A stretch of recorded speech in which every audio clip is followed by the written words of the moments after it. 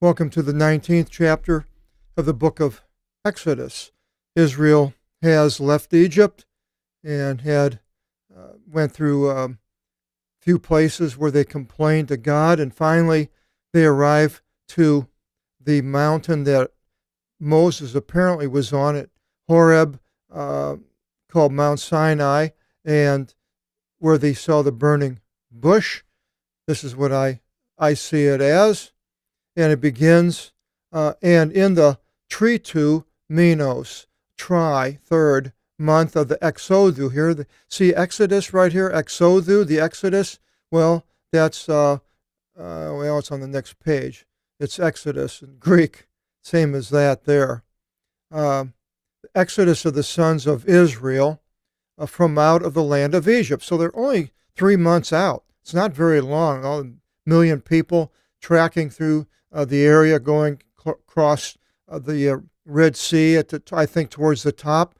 And on this day they came into the wilderness of Sinai.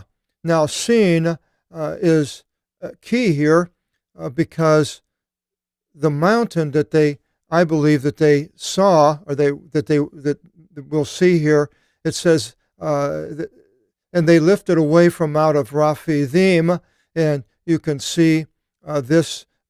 I think I mentioned that earlier, where it is in Numbers 33:18, the different stages. And after Rephidim in Numbers, it doesn't mention Sinai, strangely, because this would be the number one place you would think it would mention. But they left there and they came into the wilderness of Sinai. The only place today that actually uses that name, Sin, is the mountain Jebel Sin Bishar, which is over where I've shown it before. It's I have to get here, and there it is right there. And it's about 2,500 feet. So I think they came across, and then they were going to go up to pass around the Philistines, because it says that, because God didn't want them to have to war with the Philistines, so they were going to come around. It mentions Moab and Edom, so apparently that was the plan, to go up there. And so somehow we're going to get a little bit further here, where they sent the spies up in there. So that would have been when they were up here, not when they were down where some people think Mount Sinai is and St. Catherine's Monastery. I don't see that. But anyway, that is the location that I see, and it still has the name today with Sin. Jebel means mountain, Sin, Sinai, Sin Bishar. And they camped there over against the mountain, and 2,500 feet. It wasn't a giant mountain, but it rose up from the plains. And it says Moses ascended into the mountain of God. So this is his first descent at this time into the mountain of God. And it will go, we'll find out that then he goes back down in the 7th verse. And God called him from out of the mountain where he was, saying, thus you shall say to the house of Jacob, and announce to the sons of Israel. There's the Alpha Gamma Gamma, which I've mentioned so many times, has something that we have the word angel, anga, has to do with a message, announcement, and so forth. So what are he to announce? He is to announce, you have seen as much as I have done to them. Who? The Egyptians. And I took you as wings of eagles and led you, plural, to myself, being the sons of Israel. The wings of eagles. It's a beautiful sight to go the way eagles fly, and apparently they have their eaglets on their wings at times. I'm not an expert in eagles. The petrigone, we have a peter, a helicopter, helio is sun, a winged sun of the eagles.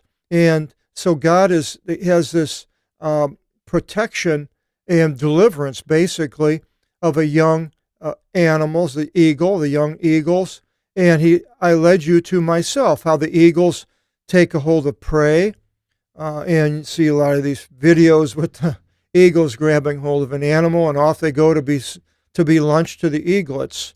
But we weren't lunch to God. He led and led you to myself. So here, instead of being devoured, going to God. And now, if in akoi, an echo, hearing, akoi, you should hear my phonis, a phone, voice, and guard my covenant, you will be to me a prized people from all of the nations. There's a big if. If in hearing, you should hear my voice and guard my covenant. So I would ask, well, are they guarding Israel as a country again? Is it guarding the covenant of God? I don't see it. They don't have a priesthood. They don't have a temple. A lot of ungodly things going on in Israel. They have a military, which is a big strength, but they're disliked by peoples throughout all the world, have been attacked just about everywhere the Jews go. They're not, I wouldn't even call it persecuted. They are treated harshly, I suppose. I don't know however you could describe the treatment towards Jews, but they were a prized people guarding the covenant. That's what you will be. But if not, what are they? Well, we could go into the New Testament and do a study on that, but we're not right here. It says, for all the earth is mine, God says, and you shall be to me a royal priesthood and a holy nation. And then the dagger shows at the bottom that this is a quotation that is used, 1 Peter 2:9, where Peter says to us, the Christians, but you are a chosen race. Doesn't say a race here. A royal priesthood, okay, it does here. A holy nation, yes. A people for procurement. God has procured us through the blood of Christ, this is the redemption, so that you what? So that you should publish the virtues of the one calling you from out of darkness into his wonderful light. So we are more than the royal priesthood, a holy nation, that the Jews, because that's what God calls them, but we are also every bit as much and more chosen race, Christians, people that God has procured to publish the virtues of God. I don't see too many of the Jews or Israel doing that, broadcasting the virtues of God. It's more or less them. The ego, I, is the subject, not God, unfortunately. And then it says, of the one calling you from out of darkness into his wonderful light. And we, the sinners, have been called out of darkness, the light, living in sin. We find out about Jesus, and we come into the light that Jesus has for us. And these people were given a light. We'll get into that here, but so are we. We're given the light of Jesus. Then he continues, Peter, he says, and the one at some time or another, not a people, which we were just scattered all over, all kinds of people throughout the world, but now are a people of God, if you're of God. I don't think it has to do with a nationality, doesn't have to do with a continent or a country or a location, but an relationship to God. And then he finishes and says, the ones not being shown mercy, but now are shown mercy. 1 Peter 2:9. Beautiful statement by Peter of who we are. We didn't deserve mercy, but now we have the mercy. And these words you shall say to the sons of Israel. So this is what they are if you guard my covenant. And Moses came and called the elders, the presbyteros of the people, and he placed near to them all these words of which God gave orders to them. So he brought the elders and told them what God was saying. And the elders here could be a key to what we're going to get to in a few verses here, so we have to remember the people here were called elders. And so he goes and tells them. And it says, and he came and called the elders. So that means he came down. So now this is what God said to do. And so this was his, I believe, his first trip up this 2,500 foot mountain, which isn't gigantically tall. He could do it fairly easily. And he placed all these words to them. And all the people answered with one accord and said, well, all as much as God said we shall do, and we shall hearken. And Moses offered the words of the people to God. And now, where was he at when he offered these words? Maybe in this tent. It doesn't say that he went back up yet. And the Lord said to Moses, behold, I come to you in a column of cloud. And we see Jesus in the cloud in the transfiguration when he appeared on the mountain. I believe it was Mount Meron, west of Lake Galilee, where the transfiguration appeared and where the future temple of Ezekiel will be built. And then he went up in a cloud at the resurrection when it went under him and lifted him up and took him up, and the disciples saw it. So here he says, I come to you in a column of cloud, that the people should hear me speaking to you, Moses, so they can hear you and should trust you into the eon. And that is today even. You trust that God has said these things to Moses, and so the people are going to hear it. And this is the purpose of God speaking out loud, for the people to hear it, just as they heard Jesus. And the people today that believe in Jesus thousands of years have suffered way more persecution than the Jews ever did, and yet they have stayed with Jesus for all these years, as Israel has also, to a certain extent, stayed with Jehovah. And Moses announced the words to the people, of the people to Israel, that yes, we're going to do what you said. So now in 9, I think that, and the Lord said to Moses, behold, I come to you in a cloud, speaking with you, and should trust. And Moses announced the words of the people to the Lord.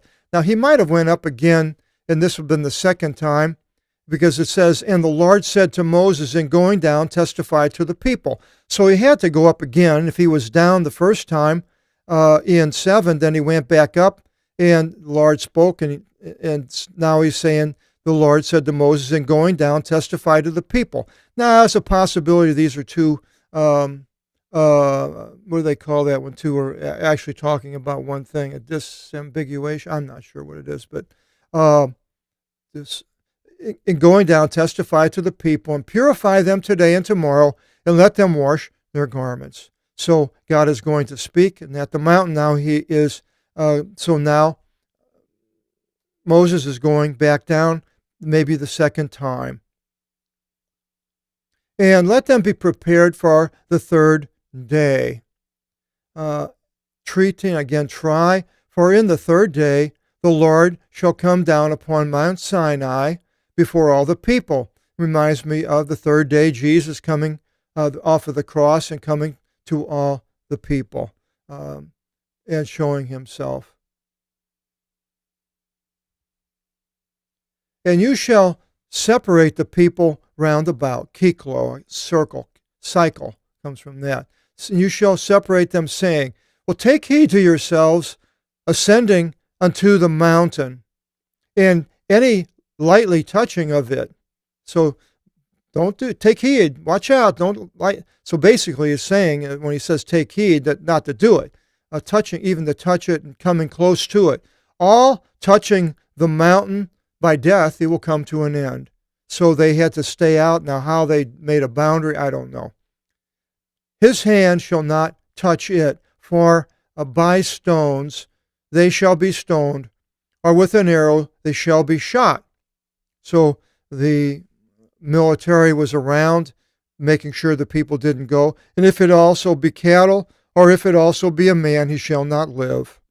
So they were not to only get so close.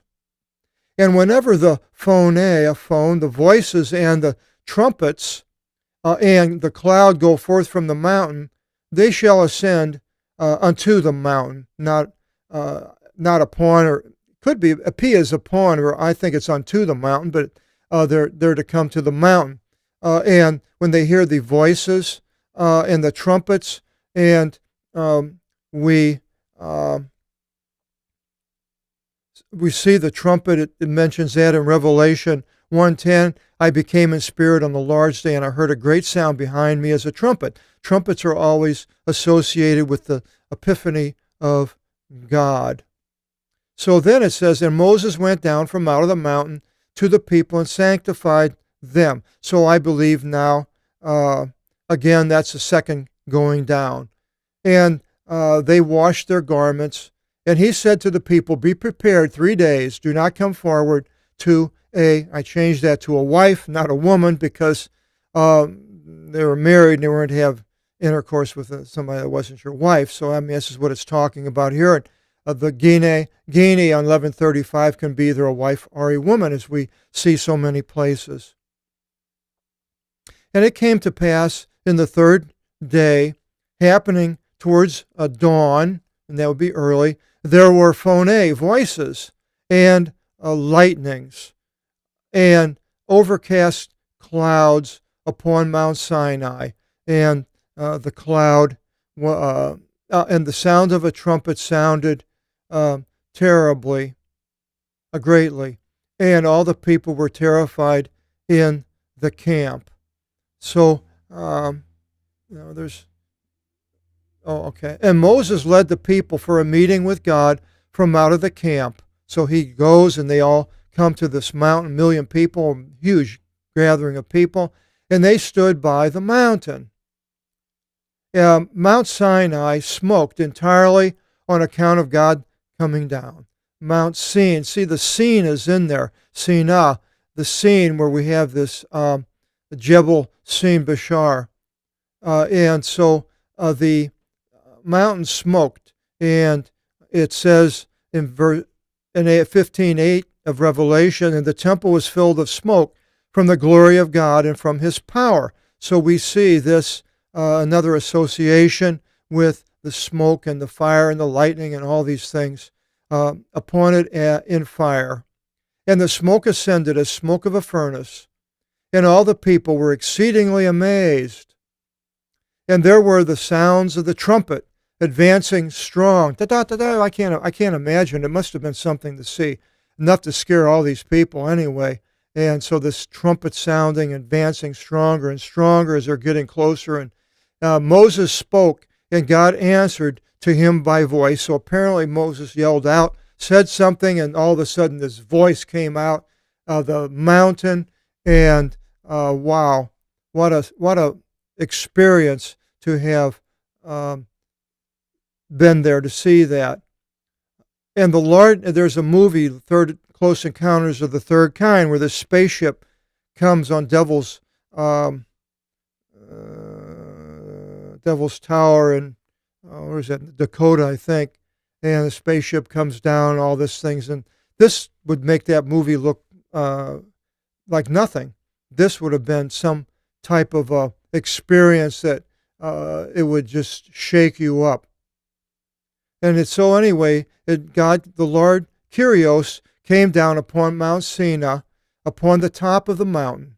And the Lord called Moses unto the top of the mountain. So now we have the third trip up, I believe. And Moses ascended. And God said to Moses, saying, go down to testify to the people, lest at any time they should approach to God to contemplate, see what's going on, and a multitude of them should fall.